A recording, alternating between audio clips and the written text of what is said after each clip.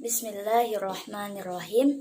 Assalamualaikum warahmatullahi wabarakatuh. Alhamdulillahirabbil alamin wa bihi nasta'inu ala umuri dunya waddin wassalatu wassalamu ala asyrafil anbiya'i wal mursalin wa ala alihi wa sahbihi ajma'in. Amma ba'du. Terlebih dahulu perkenalkan, nama saya Alfian Nurullah dari kelas 2 Tarjamah UIN Syarif Hidayatullah Jakarta dengan NIM 112024000005. Di sini saya akan menjelaskan mengenai pembentukan kata atau binaul kalimah. Binaul kalimat atau pembentukan kata masuk ke dalam pembahasan morfologi atau dalam istilah bahasa Arab masuk ke dalam ilmu sorfi atau al-musorof. Bahasa merupakan fenomena yang memadukan bagian makna dan bagian bunyi yang terbagi ke dalam 3 subsistem. Yang pertama ada subsistem fonologis, yang kedua ada subsistem gramatikal, dan yang ketiga ada subsistem leksikal. 3 subsistem tersebut termasuk ke dalam pembahasan ilmu linguistik. Linguistik sendiri berasal dari bahasa Latin, yakni lingua yang artinya bahasa. Dalam konteks bahasa Arab, linguistik ini dipadankan dengan istilah ilmu lughah. Dalam beberapa literatur Arab, termasuk yang dikemukakan oleh Atiyah, menjelaskan bahwa linguistik atau ilmu lughah adalah sebuah istilah tentang pengkajian secara ilmiah terhadap bahasa, yaitu ilmu tersebut menjadikan bahasa sebagai objek kajiannya. Maka dari itu, dapat diketahui bahwa linguistik atau ilmu lughah adalah sebuah ilmu yang mengkaji bahasa secara ilmiah dan secara internal. Di antara bidang kajian ilmu linguistik ada 5. Yang pertama adalah fonologi atau ilmu wadhaiful aswat yang membahas mengenai bunyi. Yang kedua ada morfologi atau ilmu sorfi yang membahas tentang morfem dan kata. Yang ketiga ada leksikologi atau yang disebut ilmu mufradat yang membahas tentang perbendaharaan kata.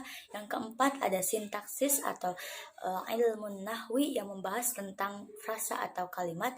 Dan yang terakhir ada semantik atau ilmu dilalah yang membahas mengenai makna. Untuk pembahasan selanjutnya adalah mengenai morfem. Morfem adalah satuan bahasa terkecil yang maknanya relatif stabil dan tidak dapat dibagi lagi menjadi makna yang lebih kecil. Morfem ini didefinisikan oleh Al-Khuli adalah satuan gramatikal terkecil yang otonom dan memiliki makna. Morfem sendiri terbagi ke dalam 3 bagian. Yang pertama ada morfem bebas, yang kedua ada morfem terikat, dan yang ketiga ada morfem zero. Untuk morfem bebas, yakni morfem yang dapat berdiri sendiri dan dapat membentuk suatu kalimat yang memiliki makna tanpa digabung dengan kalimat yang lain. Contoh dalam fiil yakni fahima. Contoh dalam isim contohnya adalah kitabun. Nah, untuk yang kedua yakni morfem terikat, yakni morfem yang tidak dapat berdiri sendiri dalam artian harus digabung dengan morfem lainnya. Contohnya partikel al dalam kata al-ilmu. Nah, yang ketiga ada morfem zero. Morfem zero adalah suatu morfem yang tidak nampak dalam segi tulisan dan dalam segi pengucapan, tetapi jelas keberadaannya. Contohnya adalah dhamir mustatir dalam kata kataba. Nah, di kataba ini terdapat dhamir mustatir yakni huwa, namun dalam penulisan tidak ada yang membedakan antara kata dasar dari kataba itu sendiri dan yang telah dimasuki oleh dhamir mustatir itu. Serta dalam pengucapan pun tidak ada yang berbeda. Morfem sendiri memiliki 2 fungsi dalam bahasa Arab. Yang pertama, fungsi morfologis, yang kedua fungsi sintaksis. Yang pertama, fungsi morfologis itu yakni makna-makna yang dapat diambil dari sigoh morfem tersebut terbagi ke dalam 3. Yang pertama adalah isim, yang kedua ada fiil, dan yang ketiga ada huruf atau haraf. Yang pertama isim. Isim adalah suatu morfem yang menjelaskan mengenai suatu benda atau suatu zat yang tidak dibatasi waktunya atau tidak terbatas oleh masa atau kala. Contohnya adalah kolamun. Yang kedua ada fiil. Fiil adalah suatu morfem yang dibatasi oleh masa atau waktu. Morfem ini terbagi ke dalam 3. Yang pertama ada fiil madi yang menjelaskan mengenai suatu pekerjaan yang telah dilakukan pada masa lampau. Yang kedua ada fiil mudore, yakni merupakan fiil yang menjelaskan tentang suatu yang sedang berlangsung atau yang akan terjadi. Yang ketiga adalah fiil amar. Fiil amar adalah suatu tuntutan untuk mengerjakan pekerjaan pada masa yang akan datang. Selanjutnya yang ketiga adalah haraf atau huruf. Haraf ini merupakan morfem yang tidak dapat dipahami maknanya kecuali telah digabung dengan suatu tarkib atau kalimat.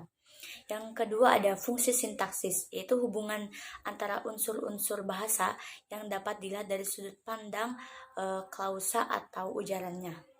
Selanjutnya kita masuk pada pembahasan pembentukan kata atau binaul kalimah. Dalam bahasa Arab, pembentukan kata ini terbagi ke dalam 2 bagian. Yang pertama ada inflektif, yang kedua ada derivatif. Yang pertama inflektif ini dalam bahasa Arab disebut juga dengan tasrif lughawi. Nah, tasrif lughawi adalah menambahkan suatu unsur pada sebuah kata untuk menunjukkan adanya hubungan gramatikal. Contohnya adalah menambahkan wawu jama dalam kata kataba menjadi katabu. Yang kedua contohnya menambahkan alif tasniyah dalam kata qoro'a menjadi qoro'a. Selanjutnya untuk unsur yang ditambahkan dalam inflektif ada beberapa macam. Yang pertama ada prefiks. Prefiks ini disebut juga dengan sabiko, yakni imbuhan yang terletak pada awal kata. Prefiks ini bisa membentuk isim dan juga fiil. Contoh dari prefiks yang membentuk isim adalah dalam kata fataha yang ditambahkan mim pada awal kata menjadi miftahun yang berkedudukan sebagai isim alat. Yang kedua membentuk fiil. Nah, contohnya dalam kata kataba yang ditambahkan ya pada awal kata menjadi yaktubu yang berkedudukan sebagai fiil mudhari. Untuk bagian yang kedua ada infiks. Infiks ini disebut juga dengan ziyadah atau sisipan karena terletak di pertengahan suatu kata. Infiks juga bisa membentuk isim dan fiil. Contoh yang membentuk isim adalah dalam kata kataba juga bisa ditambahkan alif pada pertengahan kalimat menjadi katibun. Maka kedudukannya pun berubah menjadi isim fa'il. Contoh yang membentuk fiil adalah dalam kata fa'ala yang ditambahkan tasydid pada pertengahan atau pada ain fiilnya menjadi fa'ala.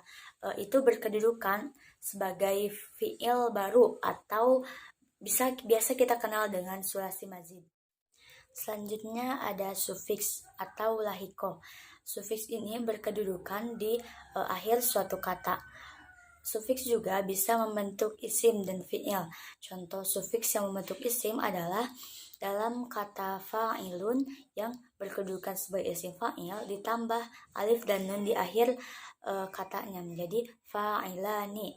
Kedudukannya menjadi isim fa'il yang musanna. Contoh yang membentuk fiil adalah dalam kata qoro'a yang ditambahkan wawu jama di akhir katanya menjadi qoro'u yang berkedudukan sebagai fiil madi dengan fa'il jama. Yang keempat ada konfiks. Konfiks ini merupakan gabungan dari prefiks dan infiks. Contohnya adalah yang membentuk isim dari konfiks ini contohnya dari jalasa. Jalasa ditambah mim dan alif serta nun di akhirnya menjadi majlisani berkedudukan sebagai isim makan. Isim makan yang musanna. Selanjutnya yang membentuk fiil dalam kata fa'ala yang ditambahkan ya pada awal kata dan wawu nun pada akhir kata menjadi yaf'aluna, yakni berkedudukan sebagai fi'il 5. Selanjutnya ada juga gabungan dari ketiganya yang yakni ditambahkan pada awal, pertengahan dan juga akhir. Contohnya dalam kata kotala. Kotala ini ditambah tak di awal, kemudian disisipkan alif, lalu ditambahkan wawu di akhir, wawu jama, maka menjadi takotalu. Selanjutnya adalah derivatif atau dalam bahasa Arab disebut dengan at-tasriful istilahi. Derivatif ini merupakan proses pengimbuhan afiks non-inflektif pada dasar suatu kata. Pembentukan derivatif ini membentuk suatu kata yang identitas leksikalnya tidak sama. Contohnya dalam kata nasoro. Nasoro termasuk ke dalam fi'il madi. Kemudian jika melalui proses derivatif, ia bisa membentuk fi'il amar menjadi unsur. Contoh jadi dari tasrif istilahi, nasoro adalah nasoro yansuru nasran wa mansurun fahuwa nasirun wa dzaka mansurun unsur la tansur mansurun mansurun mansurun.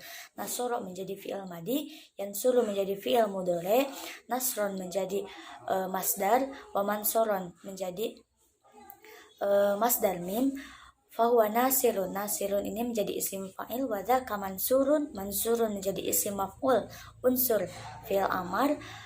La tansur menjadi fi'il nahi. Mansurun mansurun isim makan dan isim zaman. Minsurun menjadi isim alat. Nah, antara beberapa kata tersebut memiliki makna leksikal atau identitas leksikal yang berbeda. Selanjutnya adalah beberapa hal yang berkaitan dengan pembentukan kata. Yang pertama ada duplikasi. Kalau dalam bahasa Indonesia, duplikasi ini bermakna jamak. Contohnya ketika kita mengucapkan buku, lalu ada proses duplikasi buku-buku, maka menunjukkan jamak. Namun dalam bahasa Arab tentunya konteksnya pun menjadi berbeda. Pengulangan kata ini bukan menjadi jamak tetapi menjadi sebuah takkid atau penguatan. Contohnya dari kata ra'aitul kutuba al-kutuba. Nah, di sini meskipun terjadi pengulangan tetapi maknanya tidak menjadi jamak, tetapi masuk ke dalam takkid atau penguatan bahwa yang saya lihat itu adalah beberapa buku. Selanjutnya ada juga komposisi, yakni hasil dan proses penggabungan morfem dasar dengan morfem dasar lainnya, baik itu bebas maupun terikat, yang menghasilkan suatu makna tertentu, atau dalam bahasa Arab disebut dengan jumlah idhofiyah. Contohnya kata baitun dan Allah digabungkan menjadi baitullah. Selanjutnya ada modifikasi internal, yaitu proses pembentukan kata dengan menambahkan unsur-unsur. Unsur ini biasanya berupa huruf vokal yang ditambahkan ke dalam morfem yang berkerangka tetap atau bisa disebut dengan huruf konsonan. Nah, dalam bahasa Arab tentunya huruf konsonan ini tidak bisa berdiri sendiri kecuali jika ditambahkan oleh huruf vokal. Nah, huruf vokal sendiri dalam bahasa Arab disebut dengan harokat. Contohnya dalam huruf nun, sod, dan ro jika digabungkan tidak akan bisa dibaca kecuali jika diberi harkat menjadi nasoro. Selanjutnya ada akronim atau an-nahtu. Akronim ini merupakan penggalan bagian-bagian leksem atau gabungan leksem sehingga menjadi suatu bentuk singkat atau dalam konteks bahasa Indonesia disebut singkatan.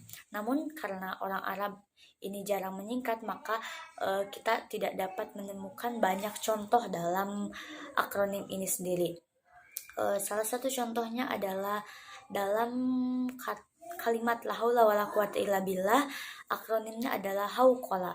Dalam lafaz bismillahirrahmanirrahim, akronimnya adalah basmalah, seperti itu. Maka dari itu dapat diambil kesimpulan bahwa morfologi atau ilmu sorof itu berkaitan dengan pembentukan kata.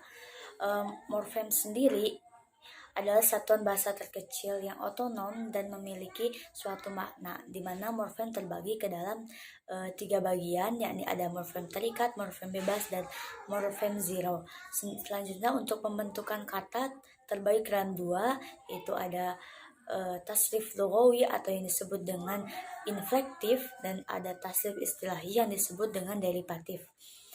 Selain itu ada hal-hal yang berkaitan dengan pembentukan kata. Contohnya ada reduplasi, komposisi, modifikasi internal, dan akronim. Mungkin cukup sekian dari saya. Terima kasih atas perhatiannya. Mohon maaf atas segala kekurangannya. Wallahu muwaffiq ila aqwamit thoriq. Wassalamualaikum warahmatullahi wabarakatuh.